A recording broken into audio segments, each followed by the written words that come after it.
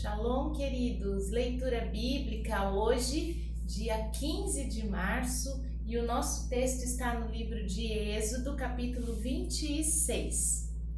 E o tabernáculo farás de 10 cortinas de linho fino torcido, pano azul, púrpura e carmesim.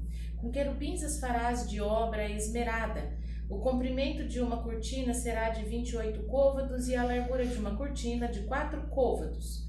Todas essas cortinas serão de uma medida. 5 cortinas se enlaçarão uma à outra, e as outras 5 cortinas se enlaçarão uma à outra. E farás laçadas de pano azul na ponta de uma cortina, na extremidade, na juntura. Assim também farás na ponta da extremidade da outra cortina, na segunda juntura. 50 laçadas farás numa cortina, e outras 50 laçadas farás na extremidade da cortina que está na segunda juntura. As laçadas estarão travadas uma com a outra. Farás também 50 colchetes de ouro e ajuntarás a estes colchetes as cortinas, uma com a outra, e será um tabernáculo.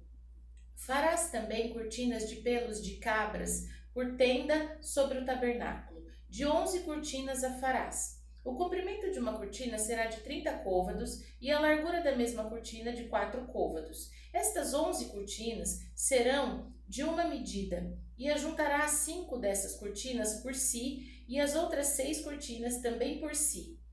E dobrarás a 6ª cortina diante da tenda. Farás 50 laçadas na borda de uma cortina, na extremidade, na juntura, e outras 50 laçadas na borda da outra cortina, na segunda juntura. Farás também 50 colchetes de cobre e meterás os colchetes nas laçadas. E assim ajuntarás a tenda para que seja uma. O resto que sobejar das cortinas da tenda, a metade da cortina que sobejar, penderá sobre as costas do tabernáculo, e um côvado de um lado e outro côvado de outro, que sobejará no comprimento das cortinas da tenda. Penderá do sobejo aos lados do tabernáculo e de um lado e outro para cobri-lo. Farás também à tenda uma cobertura de peles de carneiro tintas de vermelho e outra coberta de peles de texugo em cima. Farás também as tábuas para o tabernáculo de madeira de cetim que estarão levantadas. O comprimento de uma tábua será de 10 côvados e a largura de cada tábua será de 1,5 côvado. 2 coiceiras terás como tábua, travadas uma com a outra. Assim farás com que todas as tábuas do tabernáculo. Farás as tábuas do tabernáculo assim: 20 tábuas para a banda do meio-dia ao sul. Farás também 40 bases de prata debaixo das 20 tábuas, 2 bases debaixo de uma tábua para as suas 2 coiceiras e 2 bases debaixo da outra tábua para as suas 2 coiceiras. Também haverá 20 tábuas ao outro lado do tabernáculo, para a banda do norte, com as suas 40 bases de prata, 2 bases debaixo de uma tábua e 2 bases debaixo de outra tábua. Ao lado do tabernáculo para o ocidente, farás 6 tábuas. Farás também 2 tábuas para os cantos dos do tabernáculo de ambos os lados. Por baixo se ajuntarão, e também em cima dele se ajuntarão numa argola. Assim se fará com as 2 tábuas. Ambas serão por tábuas para os 2 cantos. Assim serão as 8 tábuas com as suas bases de prata, 16 bases, 2 bases debaixo de uma tábua e 2 bases debaixo de outra tábua. Farás também 5 barras de madeira de cetim para as tábuas de um lado do tabernáculo e 5 barras para as outras tábuas do outro lado do tabernáculo, como também 5 barras para as tábuas do outro lado de ambas as bandas do ocidente. E a barra do meio estará no meio das tábuas, passando de uma extremidade até a outra. Cobrirás de ouro as tábuas e farás de ouro as argolas para meter por elas as barras. Também as barras cobrirás de ouro. Então levantarás o tabernáculo conforme o modelo que te foi mostrado no monte. Depois farás um véu de pano azul e púrpura e carmesim e linho fino torcido, com querubins de obra-prima se fará. E porás sobre 4 colunas de madeira de cetim cobertas de ouro, sobre as 4 bases de prata. Seus colchetes serão de ouro. Pendurarás o véu debaixo dos colchetes e meterás a arca do testemunho ali dentro do véu. E este véu vos fará a separação entre o santuário e o lugar santíssimo. E porás a coberta do propiciatório sobre a arca do testemunho no lugar santíssimo, e a mesa porás fora do véu, o castiçal de fronte da mesa, ao lado do tabernáculo para o sul, e a mesa porás para a banda do norte. Farás também para a porta da tenda uma coberta de pano azul, púrpura carmesim e linho fino torcido, de obra de bordador. E farás para esta coberta 5 colunas de madeira de cetim, e as cobrirás de ouro. Seus colchetes serão de ouro, e far-lhe-ás de fundação 5 bases de cobre. Novo Testamento, Evangelho de João, capítulo 5. Depois disso, havia uma festa entre os judeus e Jesus subiu a Jerusalém. Ora, em Jerusalém há, próximo à Porta das Ovelhas, um tanque, chamado em hebreu Betesda, o qual tem 5 alpendres. Neste jazia grande multidão de enfermos, cegos, coxos, paralíticos, esperando o movimento das águas, porquanto um anjo descia em certo tempo ao tanque e agitava a água. O primeiro que ali descia, depois do movimento da água, sarava de qualquer enfermidade que tivesse.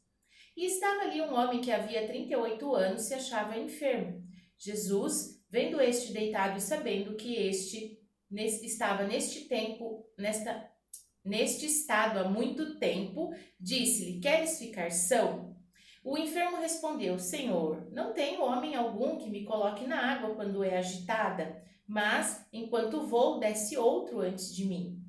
Jesus disse-lhe: Levanta-te, toma tua cama e anda. Logo aquele homem ficou são, e tomou a sua cama e partiu. E aquele dia era sábado. Então os judeus disseram àquele que tinha sido curado: É sábado, não te é lícito levar a tua cama. Ele respondeu: Aquele que me curou, ele próprio disse: Toma tua cama e anda. Perguntaram-lhe, pois, quem é o homem que te disse: Toma tua cama e anda? E o que fora curado não sabia quem era, porque Jesus se havia retirado em razão de naquele lugar haver grande multidão. Depois, Jesus encontrou-o no templo e disse-lhe: Eis que já estás são, não peques mais, para que te não suceda coisa alguma ainda pior.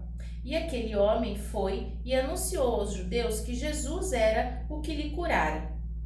E por essa causa os judeus perseguiam a Jesus e procuravam matá-lo, porque fazia essas coisas no sábado. E Jesus lhes respondeu: Meu Pai trabalha até agora, e eu trabalho também. Por isso, os judeus ainda mais procuravam matá-lo, porque não só quebrantava o sábado, mas também dizia que Deus era o seu próprio Pai, fazendo-se igual a Deus.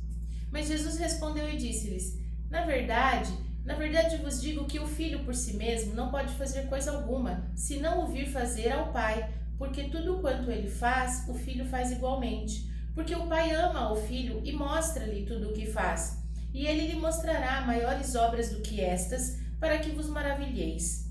Pois, assim como o Pai ressuscita os mortos e os vivifica, assim também o Filho vivifica aqueles que quer. E também o Pai a ninguém julga, mas deu ao Filho todo o juízo, para que todos honrem o Filho como honram o Pai. Quem não honra o Filho, não honra o Pai que o enviou. Na verdade vos digo que quem ouve a minha palavra e crê naquele que me enviou tem vida eterna e não entrará em condenação, mas passou da morte para a vida. Em verdade vos digo que vem a hora, e agora é, em que os mortos ouvirão a voz do Filho de Deus, e os que a ouvirem viverão. Porque como o Pai tem a vida em si mesmo, assim também deu ao Filho ter a vida em si mesmo. E deu-lhe o poder de exercer juízo, porque é o Filho do homem.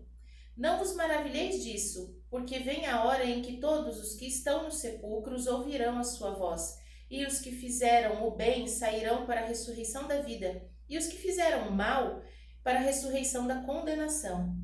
Eu não posso de mim mesmo fazer coisa alguma. Como ouço, assim julgo, e o meu juízo é justo, porque não busco a minha vontade, mas a vontade do Pai, que me enviou. Se eu testifico de mim mesmo, o meu testemunho não é verdadeiro.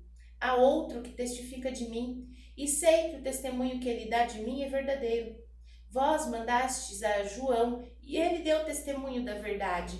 Eu, porém, não recebo testemunho de homem, mas digo isso para que vos salveis. Ele era a candeia que ardia e alumiava, e vós quisestes alegrar-vos por um pouco de tempo com a sua luz. Mas eu tenho maior testemunho do que o de João, porque as obras que o meu Pai me deu para realizar, as mesmas obras que eu faço testificam de mim, de que o Pai me enviou. E o Pai que me enviou, ele testificou de mim. Vós nunca ouvistes a sua voz, nem vistes o seu parecer, e a sua palavra não permanece em vós, porque naquele que ele enviou não credes vós. Examinai as Escrituras, porque vós cuidais ter nela a vida eterna, e são elas que de mim testificam. Não quereis vir a mim para terdes vida, e não recebo glória dos homens, mas bem vos conheço, que não tendes em vós o amor de Deus. Eu vim em nome de meu Pai, e não me aceitais. Se outro vier em seu próprio nome, a esse aceitareis. Como podeis vós crer, recebendo honra uns dos outros e não buscando a honra que vem só de Deus? Não cuideis que eu vos hei de acusar para com o Pai. Há um que vos acusa, Moisés, em quem vós esperais. Porque, se vós cresceis em Moisés, creríeis em mim, porque de mim escreveu ele. Mas, se não credes nos seus escritos, como crereis nas minhas palavras?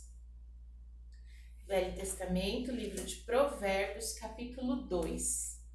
Filho meu, se aceitares as minhas palavras e esconderes contigo os meus mandamentos, para fazeres atento à sabedoria o teu ouvido e para inclinares o teu coração ao entendimento, e se clamares por entendimento e por inteligência alçares a tua voz, se como prata buscares e como tesouros escondidos a procurares, então entenderás o temor do Senhor e acharás o conhecimento de Deus.